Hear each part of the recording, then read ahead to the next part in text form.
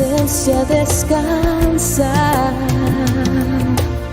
y todo mi ser entregar a ti, mi Dios.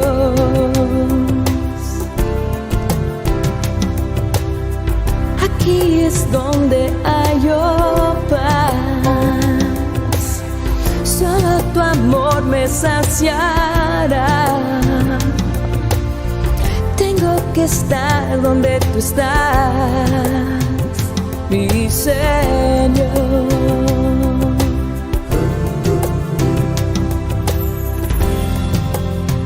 Descansar,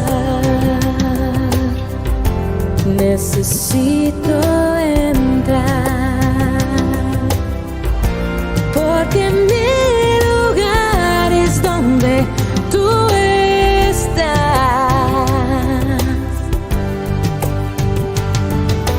Con mi canción yo te alabaré, me has levantado, Señor. Familia y amigos, qué gusto poder estar juntos nuevamente alrededor de la palabra de Dios. Continuamos estudiando el Evangelio de Marcos, que ha sido el tema de nuestra conversación a lo largo de estos últimos casi 2 años, ¿verdad? Y como lo hemos estado enfatizando, estamos ya en la última fase del Evangelio, en esto que se conoce como la Semana de la Pascua, unos días antes de la crucifixión de nuestro Señor Jesucristo, posiblemente para entrar a lo que podríamos llamar el epílogo del Evangelio, que va a suceder después de la muerte y resurrección de nuestro Señor Jesucristo. Y nos estamos aproximando a ese final del Evangelio.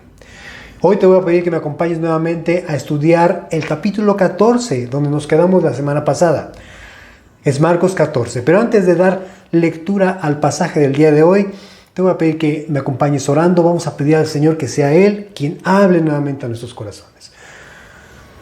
Señor, nos reunimos delante de ti, Señor, agradecidos porque tú eres quien nos ha llamado, Señor, y ha provisto tu preciosa palabra para que juntos a través de ella podamos cada vez crecer, no solamente en conocerte, Señor, sino también en madurar y en que la imagen de tu Hijo Jesucristo sea cada vez más patente en nuestras vidas, Señor. Ese es nuestro anhelo, Señor. Por eso perseveramos y te pedimos que tu Espíritu Santo nos ayude para recibir el día de hoy tu palabra preciosa, Señor. Te lo pedimos nuevamente con todo nuestro corazón en el nombre precioso de nuestro Señor Jesucristo. Amén. Todos los que estamos en esta congregación deseamos que así sea, ¿verdad? Entonces leemos juntos Marcos capítulo 14, versículos 10 y 11. Marcos 14, 10 y 11.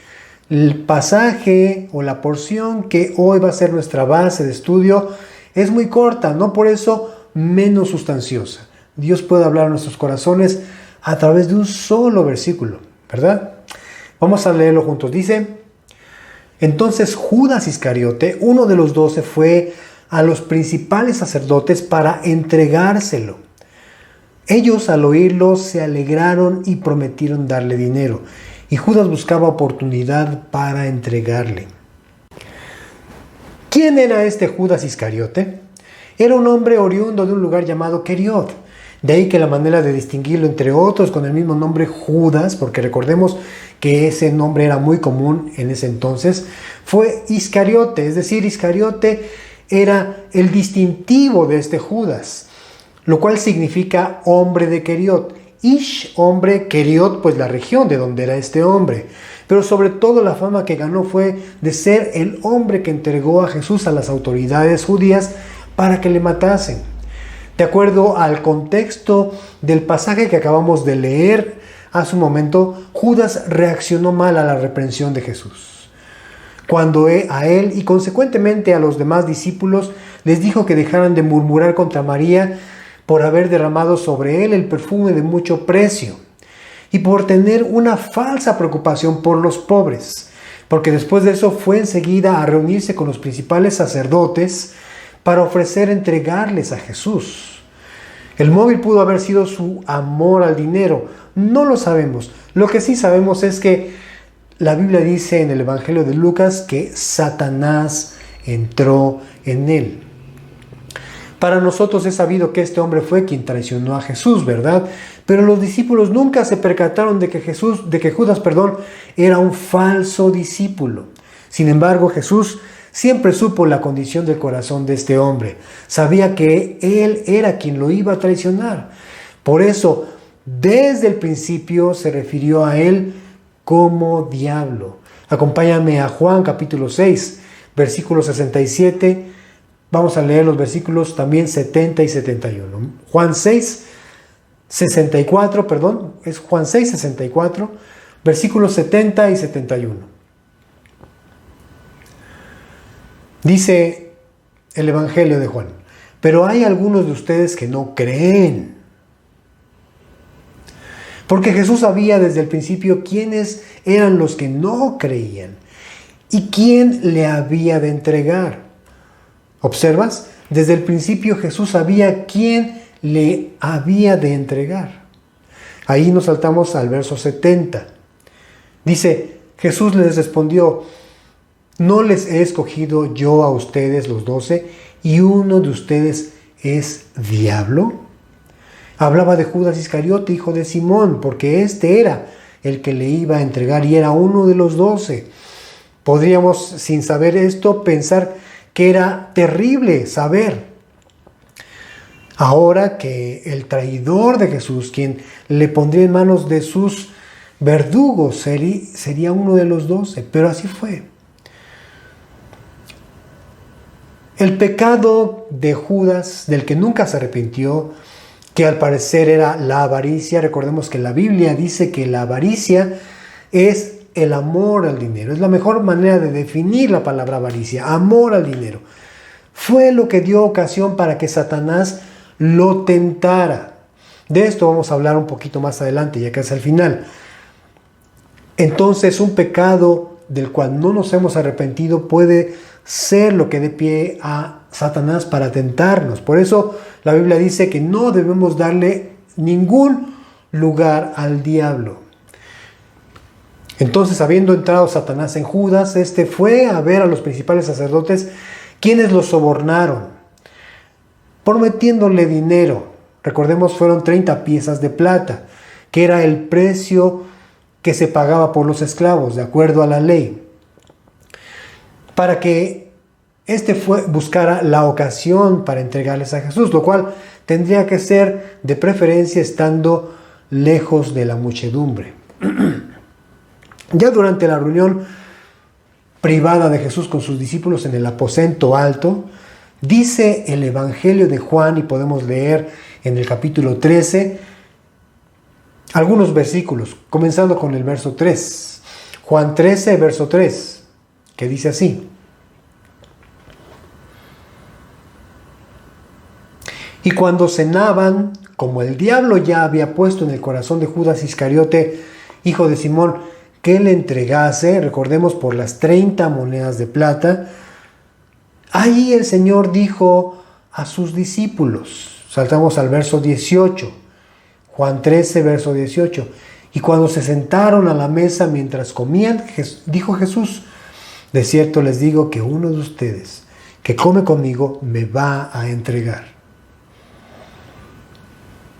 Al respecto de esto se sabe que comer juntos y sobre todo participar de un mismo plato era señal de una gran y profunda amistad. Así que a la luz de este pensamiento, de esta costumbre, la premeditada traición de Judas parece ser aún más terrible, más abominable. Pero de esta manera el hombre estaba cumpliendo con una profecía ya establecida en las Escrituras, empezando por el Salmo número 41, versículo 9. Salmo 41, verso 9. Que dice así: aún el hombre de mi paz, en quien yo confiaba, el que de mi pan comía, alzó contra mí el calcañar. David se refería en este salmo en especial principalmente a Aitofel, uno de sus más cercanos, el cual fue famoso por su sagacidad.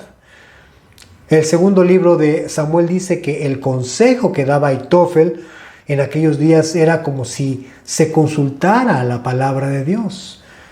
Este hombre traicionó a David cuando su hijo Absalón se sublevó contra su padre. La razón principal fue porque buscó venganza contra David, pues este hombre, Aitofel, era abuelo de Betsabé, mujer de Urías Eteo, y ustedes conocen la historia. Pero el Salmo es también una forma profética para describir la intimidad que tenía Judas con Jesús. Era su amigo. En pocas palabras, era un hombre de mucha confianza y no solamente de Jesús, sino también de los otros discípulos.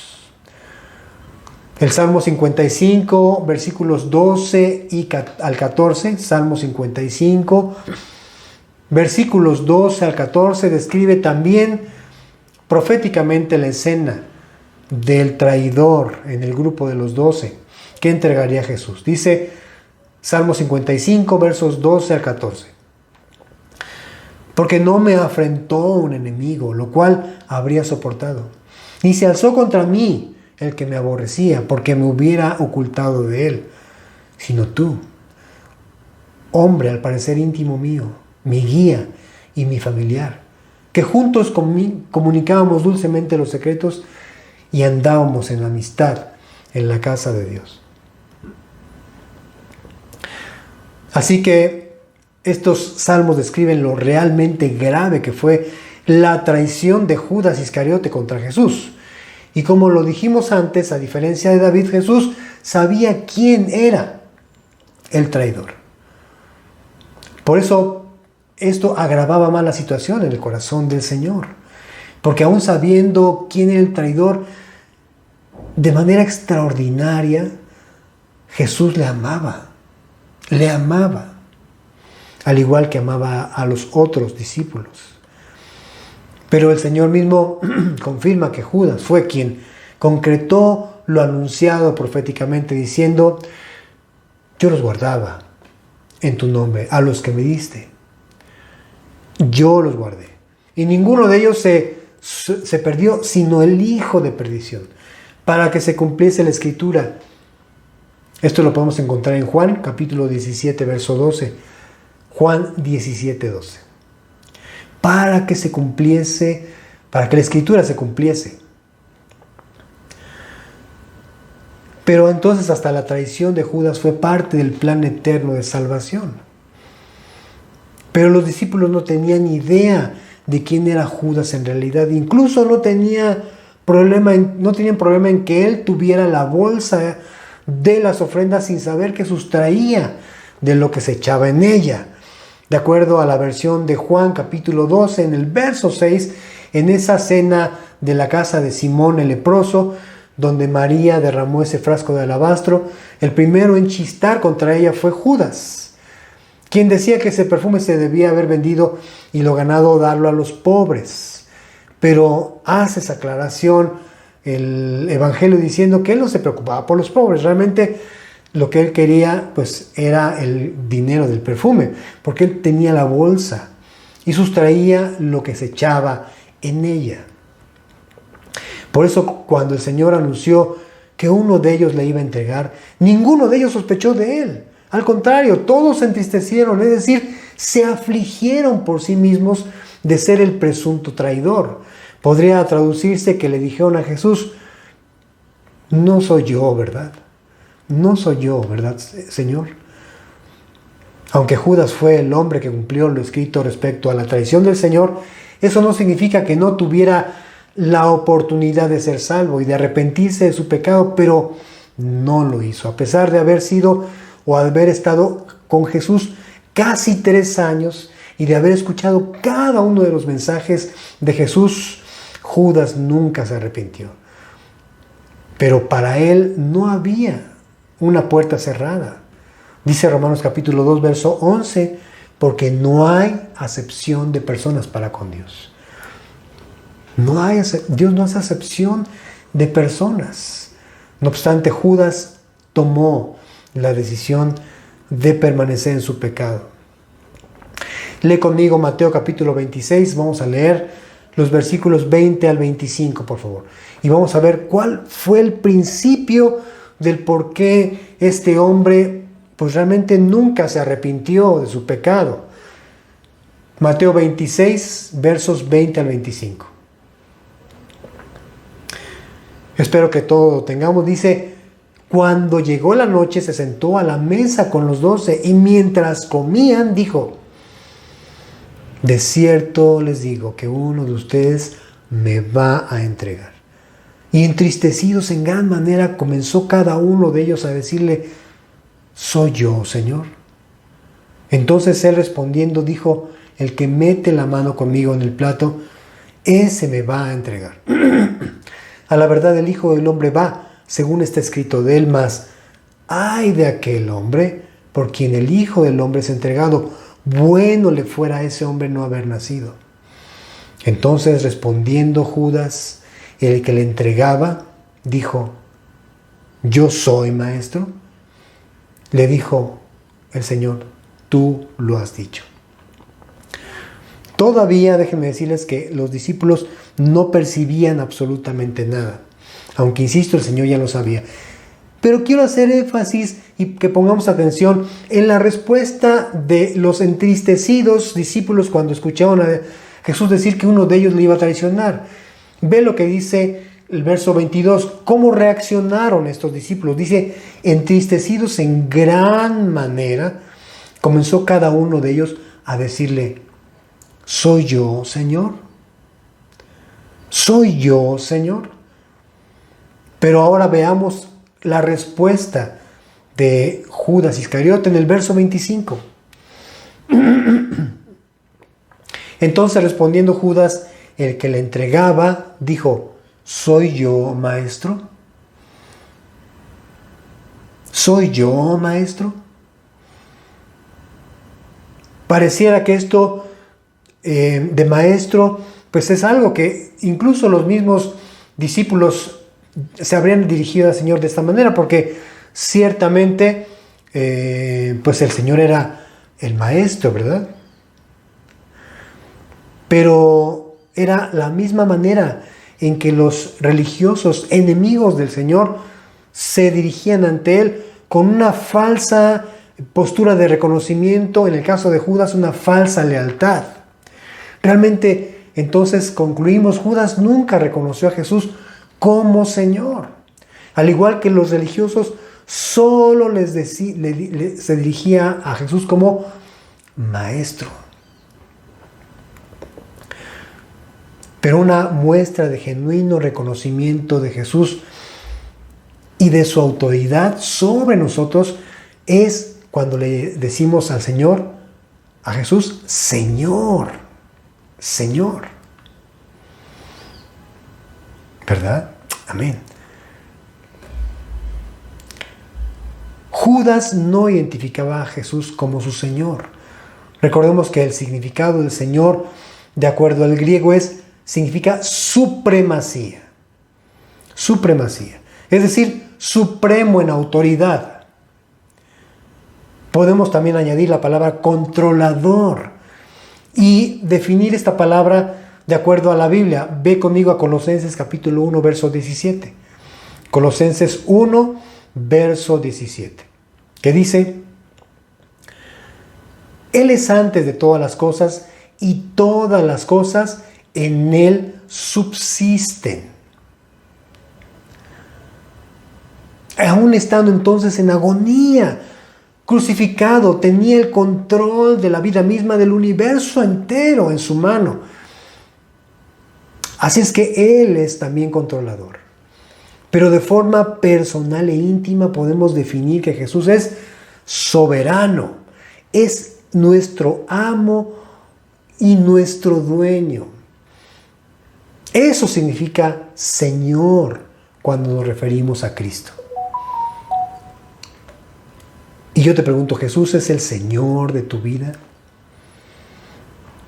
La sentencia para Judas, entonces, después de haber tenido el privilegio de ser uno de los discípulos del Señor, aún así no vio en él la oportunidad de una salvación. Y dice la Biblia en Hebreos capítulo 10, versículos 26 al 27. Y te voy a pedir, por favor, léelo conmigo. Hebreos 10, versículos 26 y 27, porque esto nos compete a cada uno de nosotros. Hebreos 10, 26 al 27. Dice: porque si pecaremos voluntariamente después de haber recibido el conocimiento de la verdad, ya no queda más sacrificio por los pecados, sino una horrenda expectación de juicio y de hervor de fuego que ha de devorar a los adversarios. Judas vio cara a cara al Hijo, al igual que los ángeles caídos vieron alguna vez cara a cara a Dios. Eso representa una mayor responsabilidad. Recordemos que hay distintos niveles de conocimiento en relación con Dios, y la descrita aquí es un hiperconocimiento. Cuando la Biblia dice después de haber recibido el conocimiento de la verdad, es decir, pareciera que es inverosímil, pero alguien pudo haber tenido en bien caminar con Dios de forma notable y aún así perderse. ¿Y por qué suceden estas cosas? Ahí mismo en Hebreos capítulo 2 podemos leer los versículos 2 y 3a. Hebreos 2 al 3a. Dice: porque si la palabra dicha por medio de los ángeles fue firme y toda transgresión y desobediencia recibió justa retribución, ¿cómo escaparemos nosotros si descuidamos una salvación tan grande? ¿Cómo escaparemos nosotros si descuidamos una salvación tan grande? Entonces, dice el Señor: si pecaremos voluntariamente después de haber recibido el conocimiento de la verdad, ya no queda más sacrificio por los pecados, sino una horrenda expectación de juicio y de hervor de fuego que ha de devorar a los adversarios. Jesús, entonces, de esta manera sentenció a Judas. Por eso le dice: ay de aquel hombre por quien el Hijo del Hombre es entregado, bueno le fuera a ese hombre no haber nacido. La responsabilidad entonces de Judas, no solamente de haber visto al Hijo y haber con eso rechazado su oferta de salvación para él, de haber permanecido en su pecado, fue una, pero de haberse prestado para dar lugar al villano, al hombre que entregaría a Jesús en manos de los que le darían muerte, esa fue sin duda la sentencia que Jesús dictó en contra de él. Así es que vemos que hay consecuencias por permanecer en pecado. Así es que no es descabellado pensar que al diablo se le da concesiones cuando habituamos en el pecado y no hay arrepentimiento en nosotros. Judas conoció a Jesús siendo ladrón, de lo cual no quiso ser libre. Y ve lo que dice la Biblia al respecto. Efesios capítulo 4, versículos del 28 al 30. Rápidamente acompáñame a leerlo, por favor. Efesios 4, 28 al 30. Dice así la palabra de Dios: el que hurtaba, ¿qué dice? No hurte más, sino trabaje haciendo con sus manos lo que es bueno, para que tenga que compartir con el que padece necesidad. Ninguna palabra corrompida salga de nuestra boca, sino la que sea buena para la necesaria edificación, a fin de dar gracia a los oyentes y no contristen al Espíritu Santo de Dios, con el cual fuimos sellados para el día de la redención. Entonces, cada uno de nosotros debe examinarse a sí mismo y decir: ¿en qué estoy estacionado referente a debilidades, a pecados? Podemos decir: bueno, Judas era avaro, tenía mucho amor al dinero y por eso era ladrón. Pero la Biblia dice claramente aquí: el que hurtaba, no hurte más. Pero también me habla de una conducta más allá, incluso de que podemos hoy por hoy pues ser testigos de eso, ¿verdad? Una forma de hablar incorrecta. ¿Por qué crees que Pablo está dirigiéndose a los efesios con esta exhortación? Porque recordemos, esta carta a los efesios está dirigida a los cristianos, a la iglesia de Éfeso. Porque seguramente ellos cojeaban de todo esto.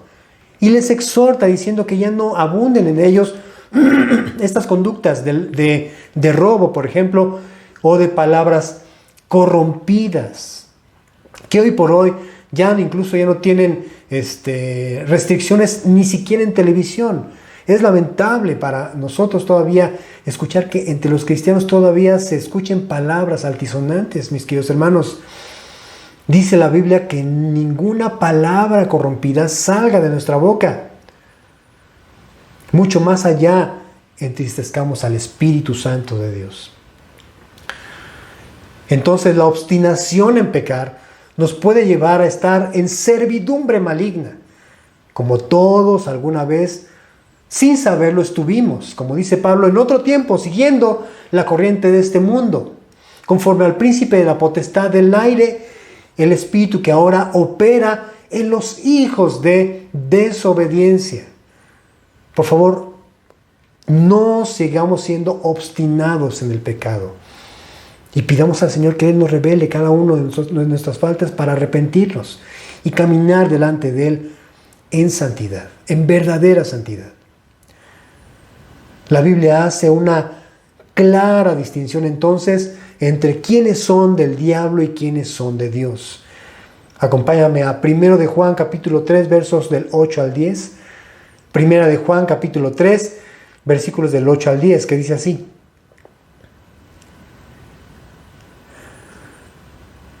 1 de Juan 3, 8 al 10.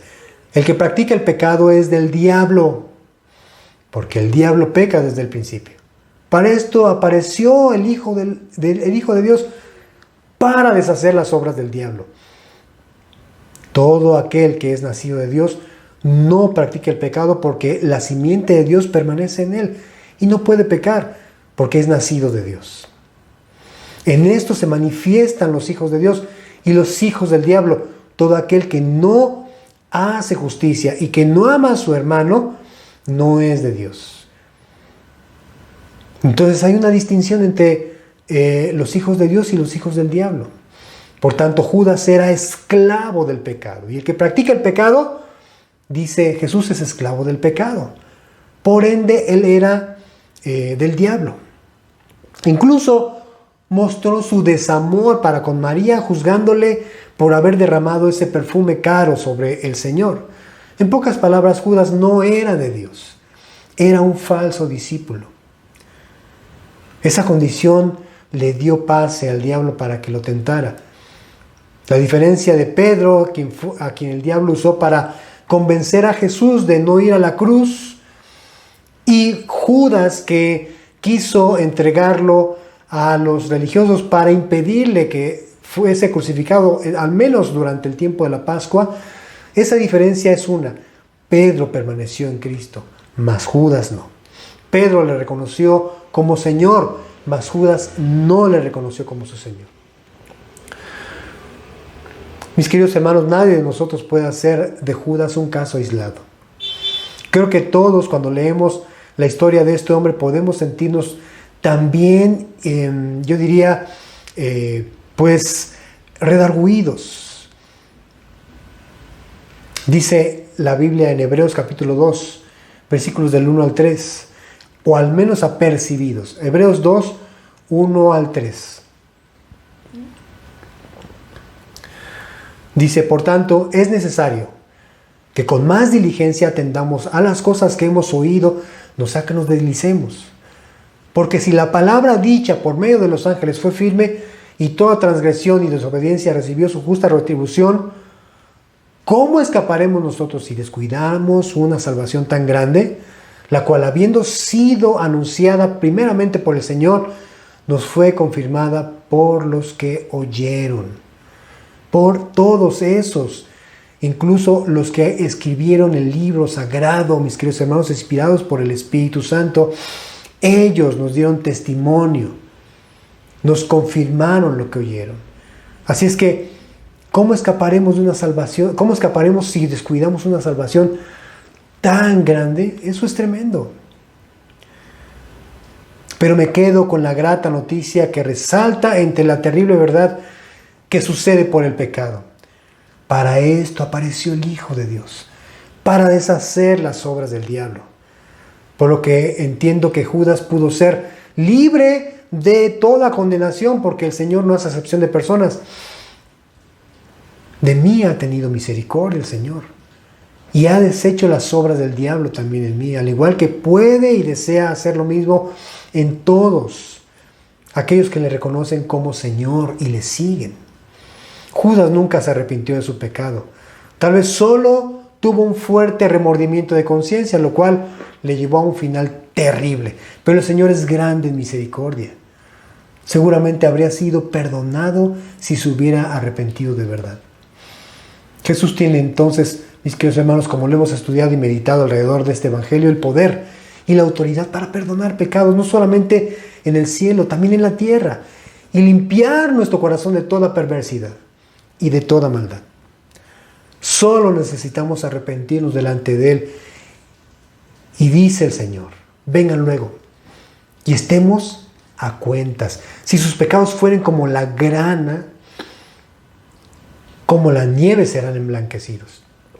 Si fuesen rojos como el carmesí, vendrán a ser como blanca lana. Es la forma poética de los judíos, que siempre hacen una especie de refuerzo o de una, ¿cómo diría yo? ¿Qué palabra uso?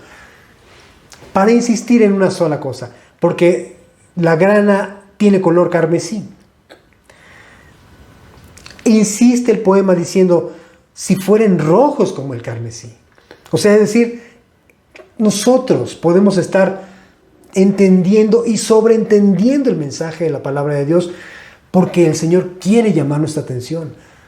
No obstante a que estemos en ese estado carmesí, podemos no solamente ser emblanquecidos como blanca lana, sino también seremos blancos como la nieve.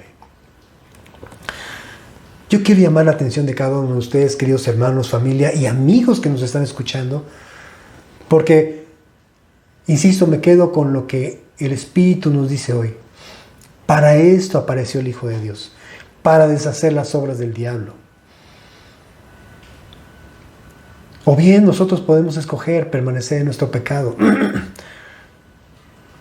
y habituar en Él, o ver en Jesús la oportunidad de ser libres del pecado y de tener con ello una salvación y una relación directa con Dios a través de Jesucristo. Cada uno es libre de escogerlo. Como pueden ustedes ver, el libre albedrío está perfectamente mostrado en estos pasajes. Porque a este hombre se le dio la oportunidad durante 3 años de estar con Jesús y de arrepentirse. No fue casualidad. El Señor tenía y fue por él. Quería que estuviese con él. A pesar de saber que él era quien le iba a entregar, Jesús le amó, siempre le dio la oportunidad de estar entre los 12, lo cual implicaba con esto la oportunidad de que él escogiera a Cristo y le reconociera como Señor.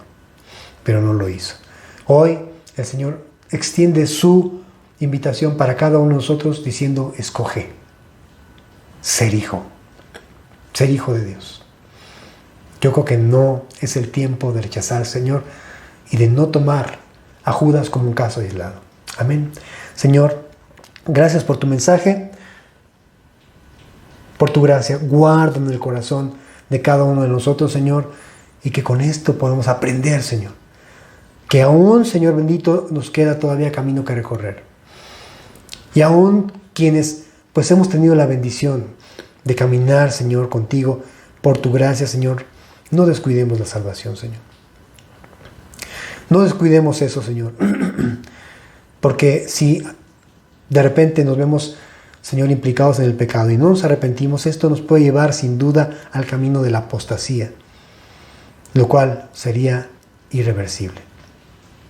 Pero te pedimos este día, Señor, con humildad, tu Espíritu Santo, tu Espíritu Santo, tu Espíritu Santo nos siga fortaleciendo y nos ayude a dar un paso más en el camino de la búsqueda de tu rostro, Señor, hasta llegar a la unidad de la fe y del conocimiento del Hijo de Dios, a un varón perfecto, Señor, a la medida de la estatura de la plenitud de Cristo.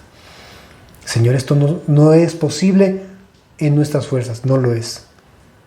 Todos estamos propensos y somos susceptibles al engaño del pecado, Señor, pero si tú, Señor bendito, sigues hablando en nuestro corazón, convenciéndonos de pecado, como, Señor, lo pedí en oración David, diciendo, ¿quién entenderá sus propios errores? Líbrame de los que me son ocultos, preserva a tu siervo de las soberbias, que no se enseñoren de mí, y así estaré libre de gran rebelión.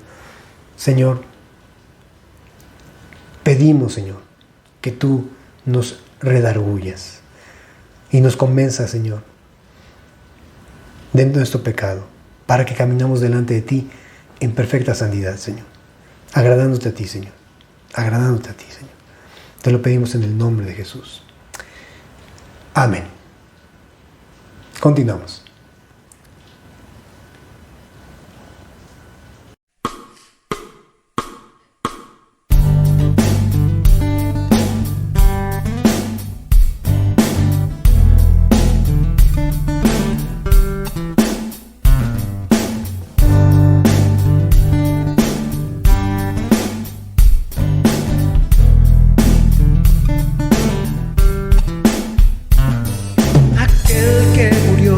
En la cruz, y aquel que dio su vida por mí, que pagó por mis pecados, con su sangre me ha limpiado, por amor sufrió por mí.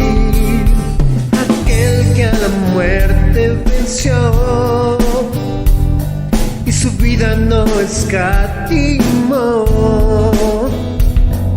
que ha roto mis cadenas y me ha dado libertad. Aquel que venció en la cruz, su nombre es Jesús, Hijo de Dios,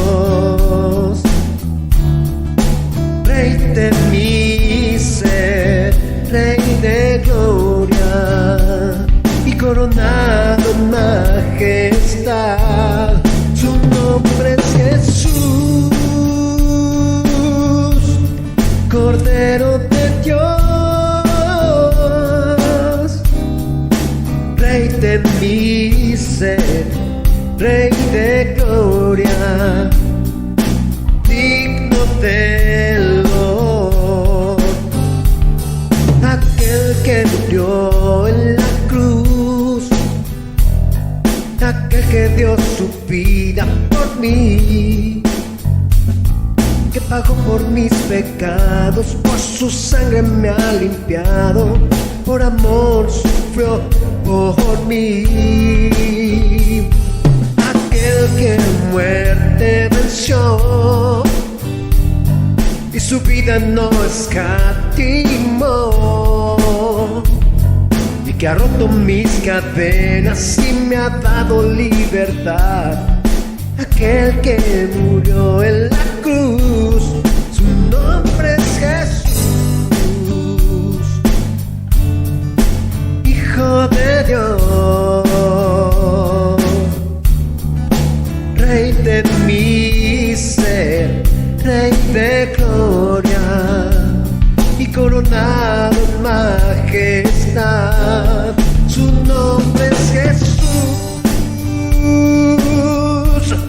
Cordero de Dios, Rey de mi ser, Rey de gloria y digno del honor.